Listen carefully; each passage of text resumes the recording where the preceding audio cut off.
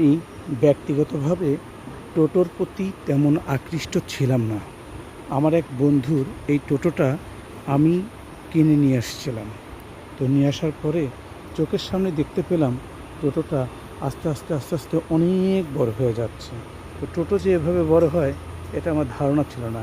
ম্যাচের বক্সের মতো একটা ছোট্ট বাচ্চা নিয়ে আসছিলাম, অথচ এই বাচ্চাটা এখন অনেক বড় হয়ে গেছে। শুনলাম এটি নাকি আরও বড় হবে। পাগল হয়ে যায়। তো প্রত্যেকটা জিনিসেরই প্রতি একটা মায়া চলে আসে যতক্ষণ না সে পরিপুষ্ট সাবার লোক না হয়।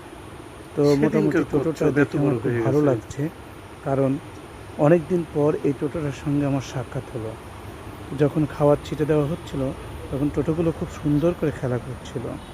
একে রাখা হয়েছে অ্যাকুরিয়ামের মধ্যে যে পানি থাকে, পানির মধ্যে টোটো দুটো সুন্দর করে খেলাধুলা করছে, দেখে অনেক ভালো লাগছে।